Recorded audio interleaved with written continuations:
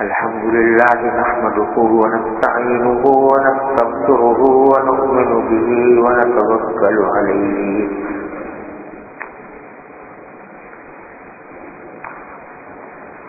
ونعوذ بالله من شرور أنفسنا ومن سيئات أعمالنا من يهده الله فلا مضل له ومن يضلله فلا هادي له وأشهد أن لا إله إلا الله وحده لا شريك له وأشهد أن سيدنا وسندنا ونبينا ومولانا محمدا عبده ورسوله صلى الله تعالى عليه وعلى آله وأصحابه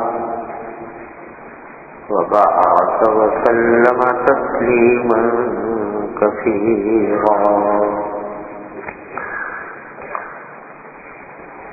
أما بعد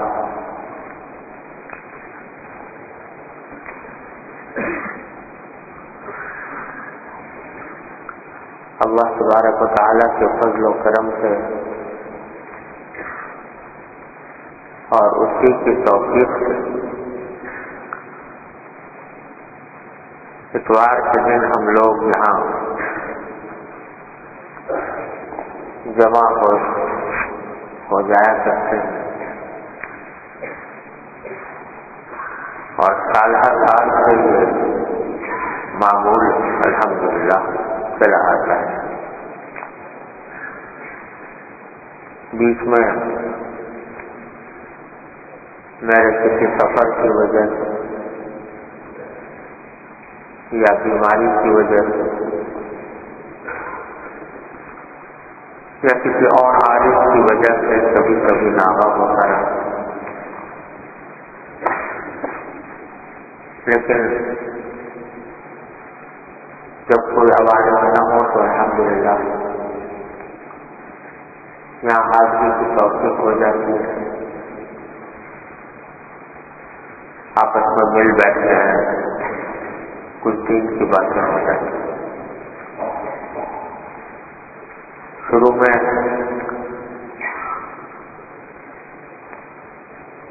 حدیث کی کوئی کتاب پڑھ لیا کرتے تھے، اس حدیث کی کچھ تشریح ہو جاتی ہے، کبھی ایک کتاب کبھی کوئی دوسری کتاب. پھر حضرت حکیم الامت مولانا ناشر علی صاحب تھانوی رحمۃ اللہ علیہ سے ملفوظات میں سے کچھ انتخاب بنیادی طور پر پڑھ لیتے تھے، اس کی کچھ تشریح و توضیح میں کر دیتا تھا.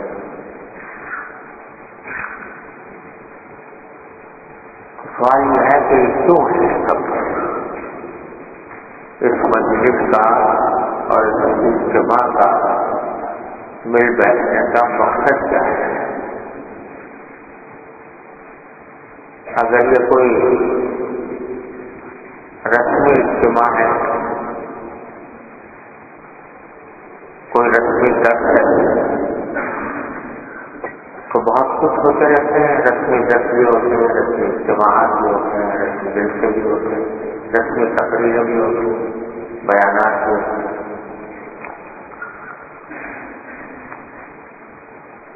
پھر اس میں کوئی سچا ہمارا یہاں دارالعلوم کے اندر الحمدللہ صبح سے شام تک قرآن حدیث اور اسلامی علوم انہیں کی درس و تدریس کا سلسلہ چل رہا ہے، اور 6 گھنٹے روزانہ دین کے ہی علوم کا درس ہوتا ہے، اور بعض اوقات 6 گھنٹے سے بھی زیادہ راتوں کو بھی سبق ہوتا ہے. پھر یہ ہفتہ وار الگ سے جمع ہونے کا क्या हासिल, इसका क्या मकसद है, इसको समझने की जरूरत है। अल्लाह ताला उसे सही समझने और उसके ऊपर अमल करने की तौफीक अता फरमाए। बात दरअसल ये है कि एक तो होता है किसी चीज का जानना, फिर वो भी अपने जात में बड़ी अहम बात है। जब तक इंसान को किसी चीज का इल्म ना हो तो आगे वो अमल कैसे करे। लेकिन तन्हा इल्म किसी चीज के लिए, किसी मकसद को हासिल करने के लिए काफी नहीं होता। फर्ज करो कि हमें ये मालूम हो जाए कि फलां चीज हमारी सेहत के लिए फायदेमंद है, तो इल्म तो हासिल हो गया। लेकिन महज इल्म हासिल हो जाने से सेहत को फायदा नहीं पहुंचेगा। अगर पता फर्ज करो किसी को बुखार हो रहा है और उसको पता चल गया कि बुखार में फलां गोली फायदा करती है, इल्म हासिल हो गया, तो महज इस इल्म के हासिल होने से बुखार नहीं उतरेगा, तकलीफ दूर नहीं होगी, बुखार अपनी जगह पर है। बुखार ऊपर उतरेगा जब उस इल्म पर अमल करेगा कि भाई ये गोली में खा लूं, ये दवा में इस्तेमाल कर लूं, जब अमल करेगा तो फिर उसका फायदा हासिल हो। तो ठीक है कि अगर इल्म ही ना हो कि काहे से बुखार उतरेगा और किस चीज से मुझे फायदा होगा, ये पता ही ना चले, तो वो अमल कैसे करेगा। लेकिन इल्म के साथ जरूरी है कि उस पर अमल हो, उसके बगैर तनहा इल्म बेकार है। बल्कि बुजुर्गों ने फरमाया कि अगर इल्म पर अमल ना हो तो रफ्ता रफ्ता वो इल्म भी जाता रहता है। मैंने अपने हज़रत वालिद मालिक सल्लल्लाहु अलैहि वसल्लम से सुना, हज़रत ईसा अलैहिस्सलाम का मक़ूला नकल फरमाते थे कि हज़रत ईसा अलैहिस्सलाम ने फरमाया कि किसी मक़ूले में कि इल्म और अमल ये दोनों भाई भाई हैं। जब इनमें से कोई एक आता है, जैसे इल्म आता है, तो वो अपने दूसरे भाई अमल को आवाज देता है, आवाज देता है कि तुम भी आ जाओ। तो अगर वो आ जाए तो ठीक, वरना ये दूसरा भाई इल्म की रुखसत हो जाता है। फिर अजाब व इल्म अहद,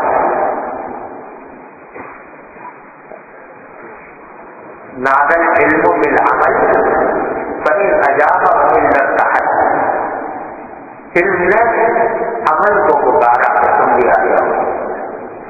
अगर अमल ने जवाब दे दिया, वो आ गया तो ठीक, वो इल्म अहद, वरना इल्म रुखसत हो जाता है। तो इल्म तनहा काफी नहीं जब तक कि उसके ऊपर अमल न हो। और ये इल्म दीन के मबादी से लेकर दीन के आला तरीन अहकाम और तालीमात तक सबके इल्म का जरिया है।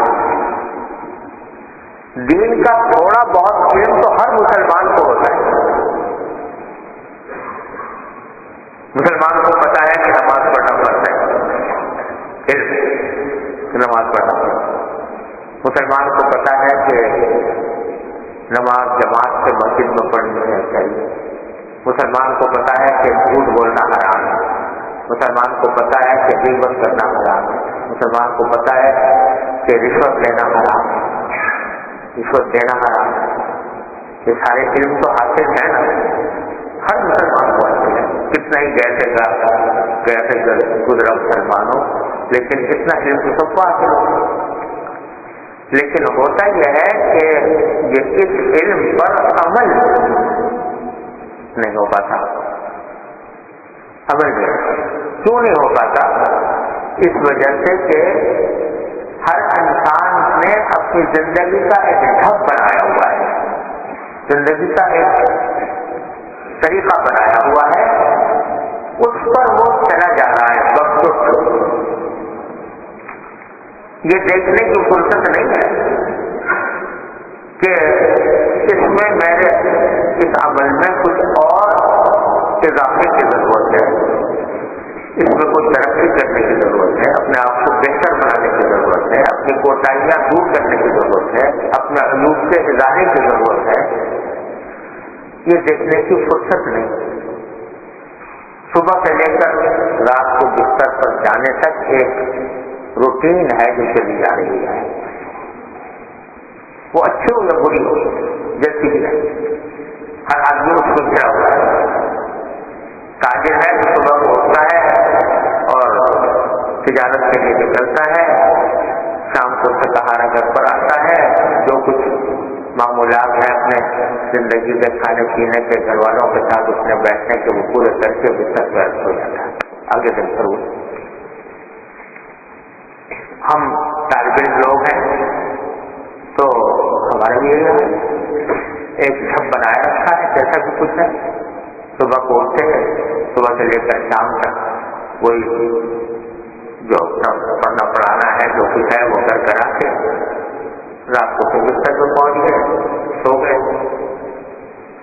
ये फिक्र कि इसमें कुछ इजाफा हो, ये फिक्र कि इसमें कुछ तरक्की हो, ये फिक्र के इसमें जो कोताहियां हैं वो दूर हो, ये इस मसरूफियत में इसकी नौबत नहीं आती। वैसे पहिया है, चल रहा है, पहिया है, जिस अब चल रहा है चल रहा है। इस्लाह की फिक्र, तरक्की की फिक्र, ये हमारे रोजमर्रा के मामूलात में उसकी नौबत नहीं आती। हालांकि फरमाया गया है कि जिसके 2 दिन बराबर हो गए, 2 दिन बराबर हो गए, वो घाटे में, खसारे में, यानी जैसा दिन कल का गुजरा था वैसे ही आज कभी गुजरा, कोई तरक्की नहीं हुई तो घाटा है। और ताजिरों को देखो, वो तिजारत करते हैं तो तिजारत में इस बात को मद्देनजर रखते हैं कि भाई ये नहीं कि भाई जितना नफा आ रहा है बस लेके उतने ही बैठे। तिजारत में कोशिश ये होती है कि भाई आज जितना आया कल से ज्यादा है, बसों से ज्यादा है, 10 से ज्यादा है। तो ये तालीम दीन के अंदर ये दी गई है कि हर आदमी को ये सोचना चाहिए कि मेरी रोजाना कुछ न कुछ तरक्की हो, रोजाना कुछ न कुछ इजाफा हो, मेरे अमाल में इजाफा हो, मेरे अखलाक में बेहतरी आए, मेरे गुनाहों से बचने में बेहतरी आए, ये होना चाहिए। लेकिन चली जा रही है उम्र, और उम्र के लम्हात गुजर रहे हैं, जैसा पिछली उम्र मैंने आज किया था, पिछले इतवार और किया था कि एक घड़ी जो गुजर रही है जिंदगी की, वो हमारा सरमाया बिगड़ रहा है, घट रहा है, रफ्ता रफ्ता दम बदम वो सरमाया हमारा घटते घटते एक दिन खत्म हो जाएगा, पता नहीं किस दिन खत्म हो जाएगा। तो इसलिए जरूरत इस बात की होती है कि इस चलते हुए निजाम में कुछ देर रुक कर, ठहर कर हम लोग ये सोचें कि हमारे अंदर क्या बेहतरी आ सकती है, क्या आनी चाहिए, अपना जो ठप जिंदगी का गुजर रहा है वो दुरुस्त है कि नहीं। ये इस्लाह की फिक्र पैदा करने के लिए कुछ थोड़ा सा वक्फा चाहिए। ये वक्फा करने के लिए हमने ये सिलसिला शुरू कर रखा है कि भाई थोड़ी देर बैठ के जरा सब मिल के गौर करें, बैठें, सोचें तक न करें तो जिंदगी का पहिया तो चलता रहेगा और इसी गफलत में अल्लाह बचाए वक्त गुजरता चला जाएगा, उम्र खत्म होती चली जाएगी। हजरत हमारे पढ़ाया करते थे, हजरत हमारे अंदर की तरफ अल्लाह ताला से लोग शेर पढ़ा करते थे कि मैं देखता ही रह गया नारंगे तो बोलता हूँ, मैं देखता ही रह गया नारंगे तो बोलता हूँ, उम्र पता न था गुजरती चली गई। तो ये उम्र पता न था तो गुजरती जा रही है, एक लम्हा कर रहा है। थोड़ा सा जरा बैठ कर गौर कर लें कि भाई हम अपने अंदर क्या बेहतरी लाएं, क्या बेहतरी लाने की जरूरत है। इस मकसद के तहत ही हजरत साहब किराम रज़ी अल्लाह तआला अन्हुम अजमईन उनका भी उनकी सुन्नत ये थी कि वो भी वहां बैठकर ये तज़किरे करते थे। हजरत मुआज़ इब्न जबल रज़ी अल्लाह तआला अन्हु जो है उनका बड़े मशहूर सहाबी हैं, हुज़ूर अकरम सल्लल्लाहु अलैहि वसल्लम के बड़े शहीद से सहाबी हैं। तो उनका मक़ूला सही बुखारी में मशहूर है कि उन्होंने दूसरे सहाबा से खिताब करके कहा कि इजलिस बिना नौमिन साहब, जरा हमारे साथ बैठो, कुछ देर के लिए ईमान की बातें करें।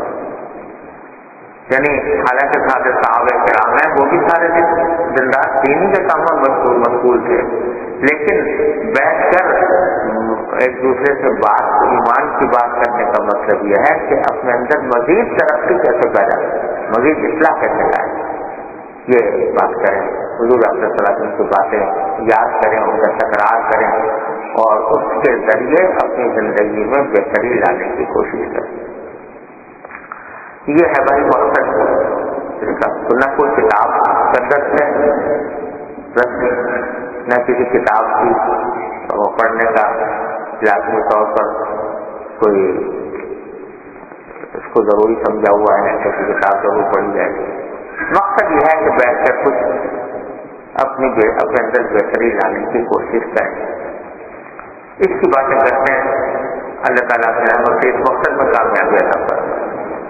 तो उसके लिए मैं अपने हजरत आरिफ क़द्दसल्लाहु ताला क़द्रहू की कुछ बातें जो याद आ जाती है अर्ज कर दिया करता हूँ, क्योंकि अल्हम्दुलिल्लाह उससे बेशुमार इंसानों को फायदा पहुँचा, उनकी जिंदगियों में तब्दीली आई, उनकी जिंदगियों में इनकलाब आए, वो कहीं से कहीं पहुँच गए उन बातों के ऊपर अमल करने के लिए। इसलिए वो बहाने से वो बातें मैं आप हज़रात को सुनाया करता हूँ कि अल्लाह ताला हमें भी अपनी रहमत से उन पर अमल के जरिए अपने अंदर अपनी इस्लाह करने की तौफीक अता फरमाए। तो पहली बात जो हज़रत वाला जिसकी तरफ बहुत ज्यादा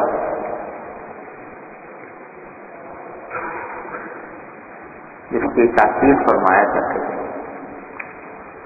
वो ये है कि भाई अपनी इस्लाह की फिक्र इस तरह पैदा करो कि हर लम्हे में अपनी जिंदगी के मुख्तलिफ औक़ात में अल्लाह जल्ल जलालहू को अपना हाल पेश करो।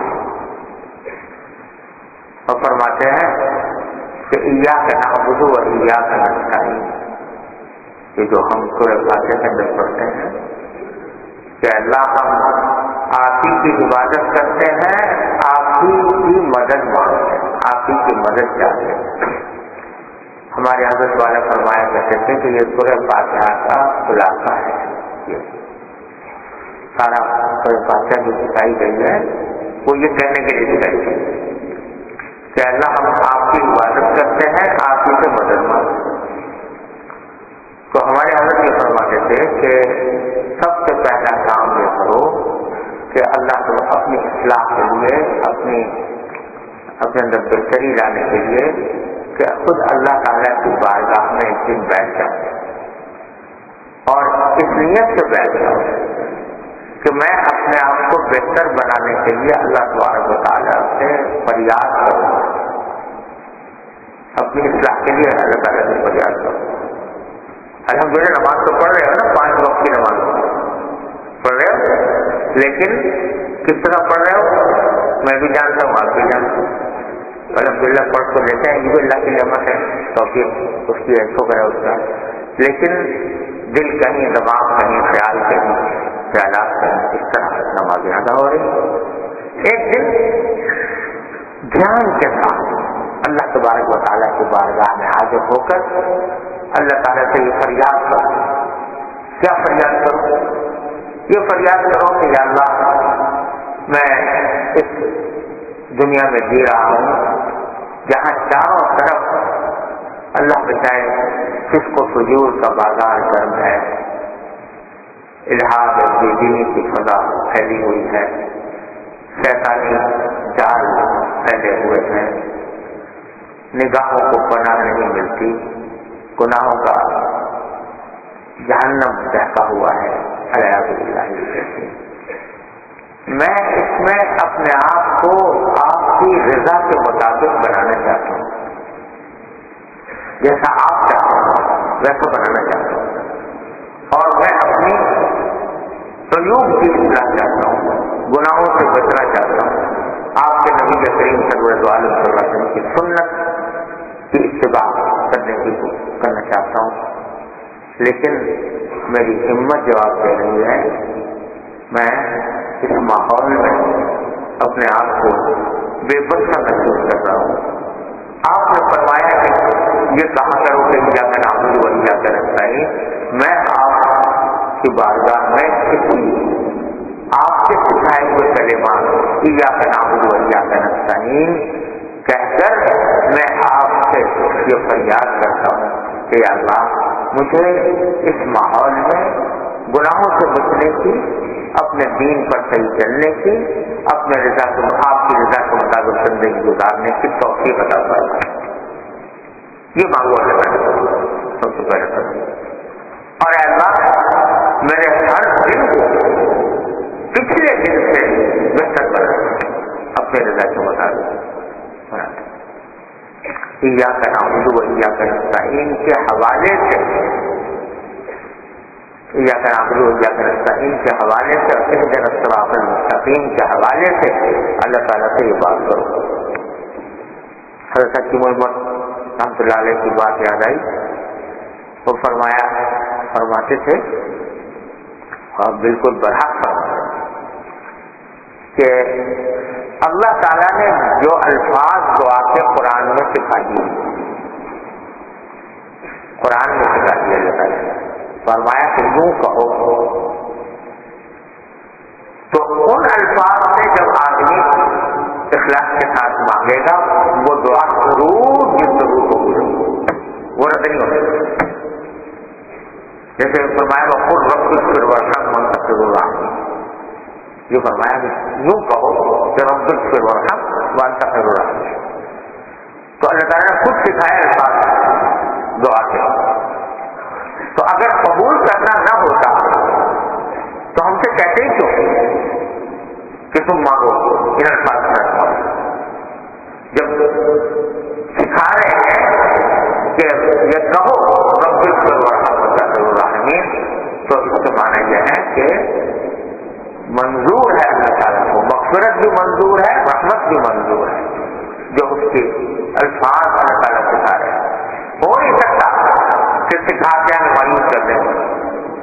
یہ تو مذاق ہوگا. اعوذ باللہ کوئی آدمی کسی فقیر کو یہ کہے کہ بھائی تم مجھ سے آ کے مانگو اور پھر جب وہ مانگے تو جب آ جاؤ، نہیں تمہاری بات نہیں بات. تو کوئی شریف آدمی ایسی بات کر نہیں سکتا. تو اللہ کے بارے میں کیسے تصور کہہ سکتا ہے کہ وہ ہمیں سکھائے بھی کہ یوں مانگو اور پھر رد بھی فرما دیں؟ وہ رد نہیں فرمائیں گے. لہذا جو الفاظ اللہ تبارک و تعالیٰ نے قرآن کریم میں سکھائے ہیں ان کے ذریعے دعا مانگنے میں قبولیت کا 100% یقین ہونا چاہیے اللہ تبارک و تعالیٰ.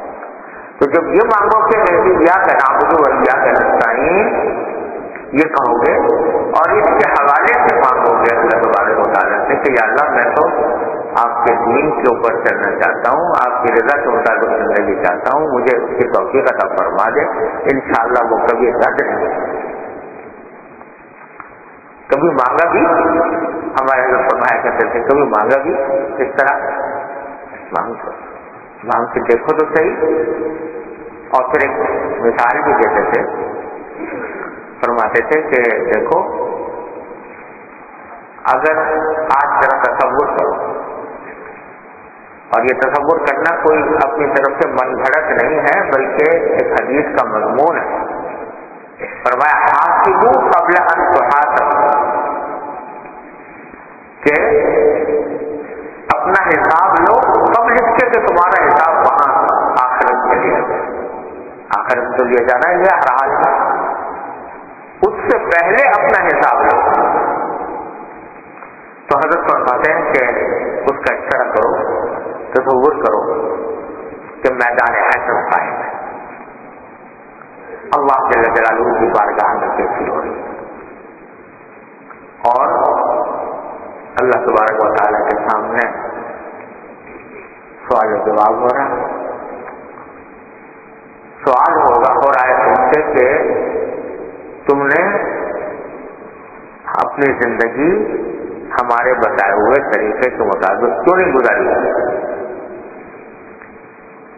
ہمارے فرائض و واجبات میں کیوں کوتاہی کی، گناہوں پر کیوں ارتکاب کیا، غیبت کیوں کی، دل آزاری کیوں کی، دوسروں کو دل کو دکھایا وغیرہ وغیرہ، اور کیوں اپنی نگاہ کو غلط استعمال کیا، کیوں اپنے کانوں کو غلط استعمال کیا، کیوں اپنی زبان کو غلط استعمال کیا. یہ سوال ہے. آپ جواب میں کہہ دو کہ اللہ آپ نے پیدا ہی ایسے زمانے میں کیا تھا کہ جہاں چاروں طرف ان گناہوں کی آگ بہت رہی تھی، چاروں طرف اندھیرا ہی اندھیرا تھا. اگر آپ نے ہمیں کہیں صحابہ کرام کے زمانے میں پیدا کیا ہوتا تو ہم بھی ویسے ہو جاتے جیسے صحابہ کرام. ہمیں تو پیدا آپ نے ایسے زمانے میں کیا جہاں گناہوں کا بازار گرم تھا، نہ نگاہ کو پناہ میسر تھی، نہ زبان کو پناہ میسر تھی. چاروں طرف کفر و الحاد کا دور دورہ تھا، چاروں طرف شرک و فجور کا دور دورہ تھا. ہم اگر کوئی دین پہ چلنا بھی چاہتے تو ماحول ہی خراب تھا، یہ ماحول دوسری طرف لے جا رہا تھا. تو اس ماحول سے مجبور ہو گئے، کیا کریں. آپ نے کہا ہے تو کیا دے دو جواب اللہ تعالیٰ کو.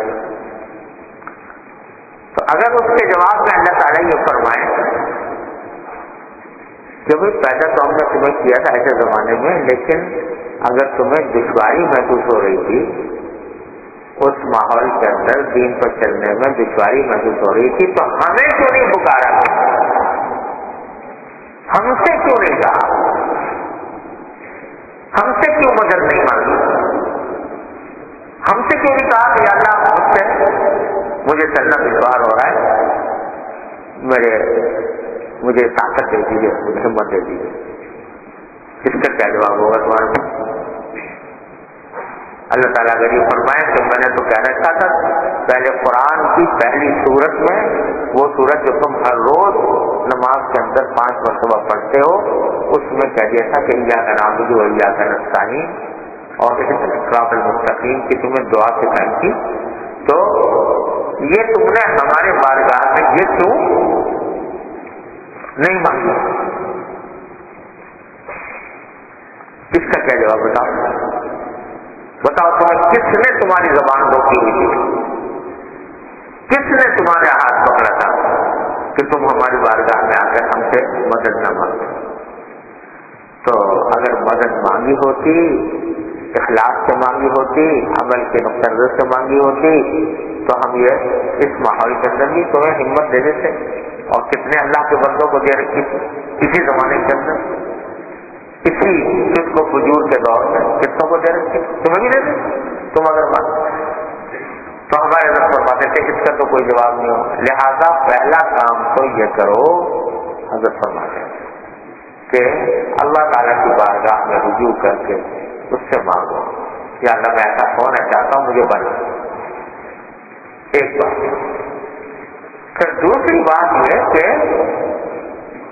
اس طرف چلنے کی کوشش کرو. اپنی زندگی کا ایک جائزہ لو صبح سے لے کر شام تک کی زندگی کا, اور اس میں دیکھو کہ وہ نبی کریم سرور عالم صلی اللہ علیہ وسلم کی تعلیمات سے, آپ کی سنتوں سے کتنا ہٹا ہوا ہے, کس چیز پر عمل ہو رہا ہے, کس چیز پر نہیں ہو رہا, اس کا جائزہ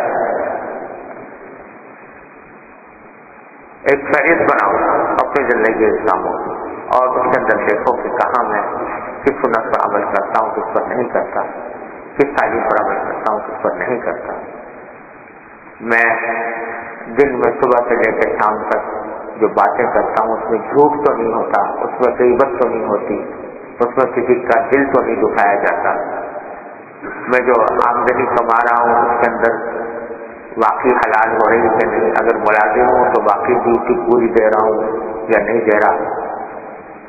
اس کا جائزہ لو, اور جائزہ لے کر جہاں کوتاہی نظر آتی ہے اس کو دور کرنے کے لیے کوئی قدم تو بڑھاؤ, اس کو قدم بڑھانے کی کوشش کرو.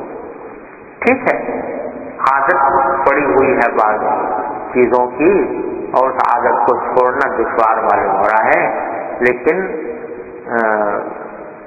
دنیا کے اندر کوئی کام ایسا نہیں ہے, کوئی انسان ایسا نہیں ہے جس کا ہر کام اس کی مرضی کے مطابق ہو جائے گا. لہٰذا تھوڑا سا نفس کے اوپر مشقت تو برداشت کرنی پڑتی ہے ہر کام, اس کے لیے بھی برداشت کرنا, کچھ کوشش کرو, اور پھر اللہ تعالیٰ سے مانگو. اپنی طرف سے قدم اڑاؤ اور اللہ سے مانگو. دو چیزیں, دو خاصی, اپنی طرف سے قدم بڑھاؤ اور پھر اللہ سے قدم بڑھاؤ اور اللہ سے مانگو. قدم بڑھانے کا راستہ یہی ہے کہ جائزہ لیتے رہو. جائزہ لے کر ہمارے حضرت فرماتے تھے کہ بھائی میں نے تمہارے لیے ایک ڈائری تیار کر دی, اس میں رسول اکرم صلی اللہ علیہ وسلم کی کتاب ہے, اس کے اندر حضور اکرم صلی اللہ علیہ وسلم کی سنتیں ساری جمع کرتی ہیں. وہ ایک ڈائری ہے, اس کو اپنے سامنے رکھ لو. ان میں سے کون سا میں عمل الحمدللہ کرتا ہوں, اللہ تعالیٰ کا شکر ہے, کون سا نہیں کرتا اس کے اوپر نشان لگا لو اور اس کے اوپر عمل کرنے کی کوشش کرو اور اللہ تعالیٰ سے مانگو. بس یہ سیدھا سا راستہ ہے, بجائے ہائے ہائے کرنے کے یہ راستہ اختیار کرو تو انشاءاللہ اللہ تعالیٰ ترقی رکھو. میں نے حضرت سے سنا کہ حضرت حکیم الامت مولانا ثانوی قدس اللہ تعالیٰ سے رہو فرما رہے تھے ایک دن میں گھر میں گیا اپنے, تو دیکھا کہ لوکی پکی ہوئی ہے, کدو. خیر کئی دن تک جب بھی دیکھا تو روز لوکی پک رہی. تو میں نے اپنی اہلیہ سے کہا کہ بھائی یہ روزانہ تم یہ لوکی پکاتی ہو, کیا وجہ ہے؟ لوکی کدو کیوں پکاتی ہو, اور بھی تو کھانا ہوتا ہے. تو انہوں نے کہا کہ میں نے کہیں کتاب میں پڑھ لیا تھا یا سن لیا تھا کہ لوکی نبی کریم صلی اللہ علیہ وسلم کو پسند ہے, تو اس لیے میں نے سودا لانے والے سے یہ کہہ رکھا ہے کہ جب تک بازار میں لوکی ملے تو لوکی ضرور آئے گا, تاکہ حضور اکرم صلی اللہ علیہ وسلم کی پسندیدہ جو ترکاری ہے وہ گھر میں پکا کریں, اس لیے میں یہ پکا رہی ہوں.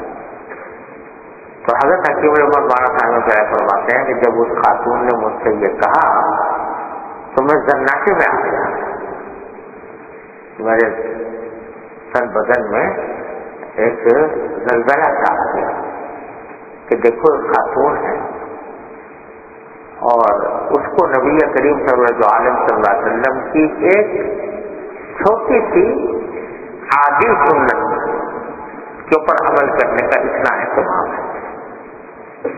یہ سنت کوئی تشریعی سنت نہیں ہے, اگر کوئی ساری زندگی پر لوکی نہ کھائے تو کوئی گناہ نہیں, کوئی ایسی سنت نہیں ہے کہ جو اس پر عمل کرنا لازمی ہو. یہ سنت عادیہ ہے اور اس کے اوپر عمل کرنے کا اس خاتون کو اتنا اہتمام ہے کہ انہوں نے یہ کہہ دیا کہ وہ جب تک وہ ملے وہ ضرور لایا کرو. تو ہم اپنے آپ کو عالم سمجھتے ہیں، طالب علم سمجھتے ہیں، اور ہمیں نبی کریم صلی اللہ علیہ وسلم کی سنتوں پر عمل کرنے کا اتنا اہتمام نہیں.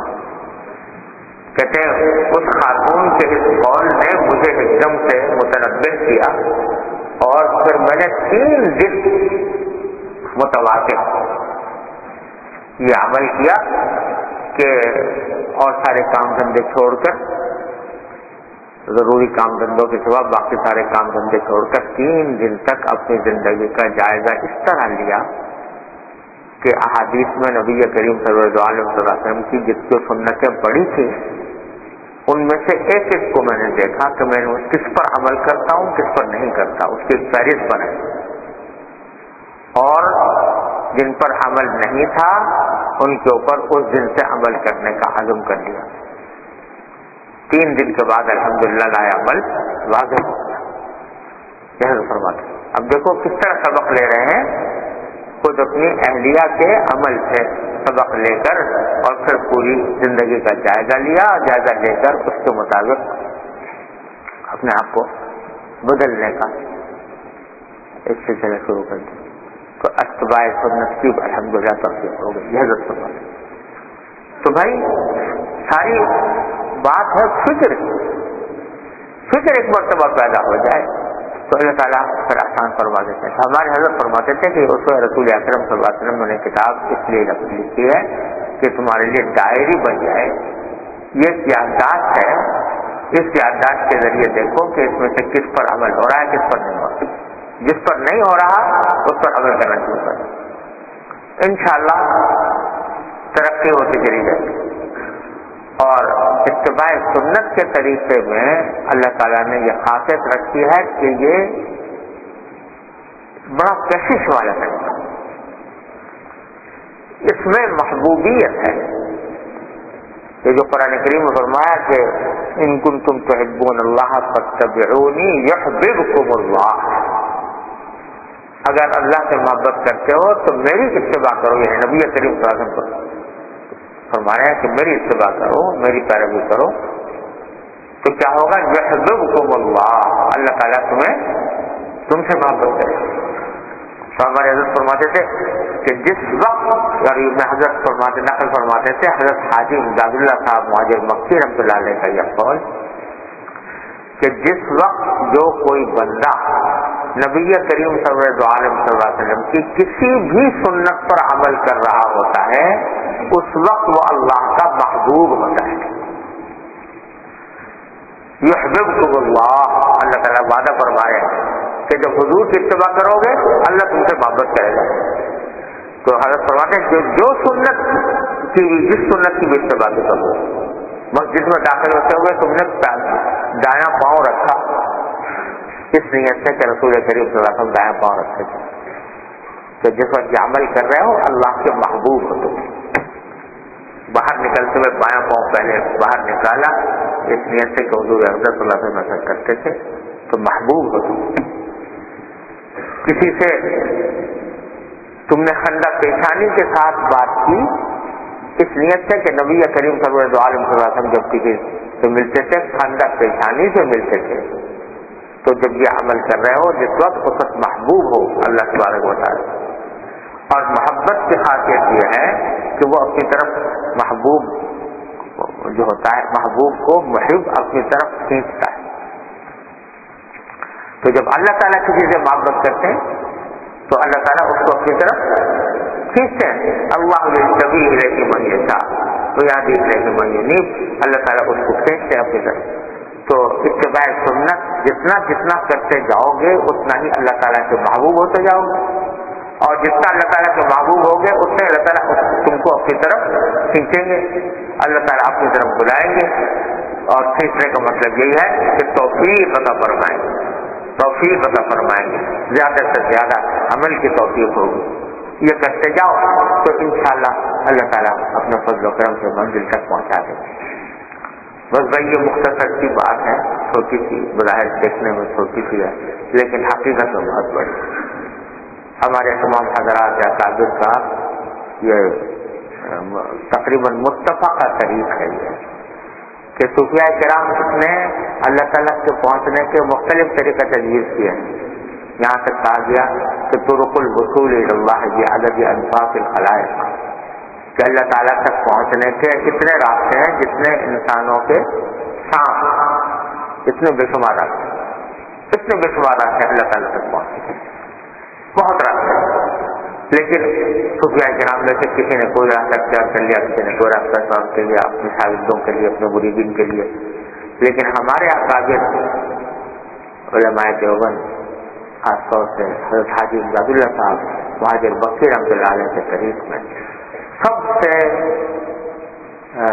اعلیٰ طریقہ اللہ تعالیٰ تک پہنچنے کا جو اختیار کرنے کو فرمایا ہے اور جس پر زور دیا ہے وہ ہے اتباع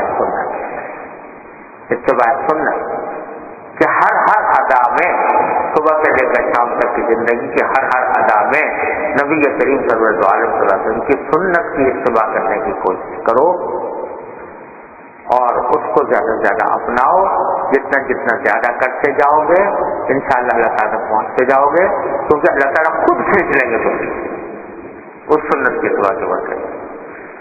اور حضرت مجدد الفسانی رحمۃ اللہ علیہ کا یہ مقولہ ہمارے حضرت بکثرت نقل فرمایا کرتے تھے کہ انہوں نے فرمایا کہ میں نے اپنے ظاہری علوم کی تحصیل کے بعد باطنی علوم بھی جو صوفیاء کرام سکھایا کرتے ہیں وہ بڑے اہتمام کے ساتھ، بڑے شوق و ذوق کے ساتھ حاصل کیے.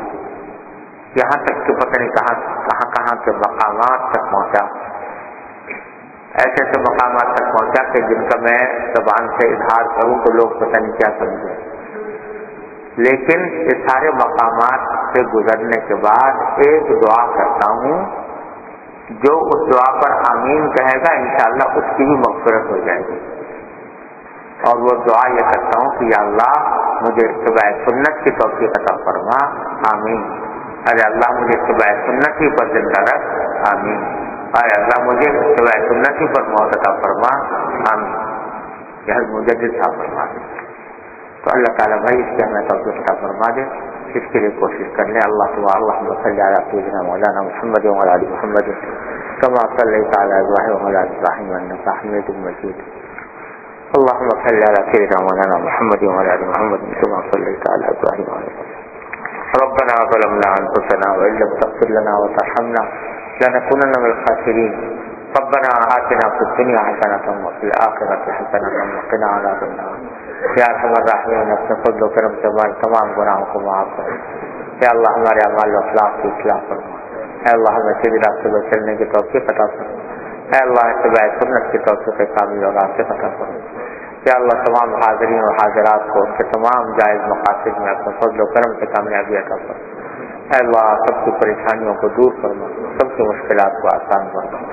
اللہ یا ارحم الراحمین ہمیں اپنے فضل و کرم سے اپنے دین کی صحیح سمجھ عطا فرما، اس پر عمل کی توفیق عطا فرما، اس پر استقامت عطا فرما.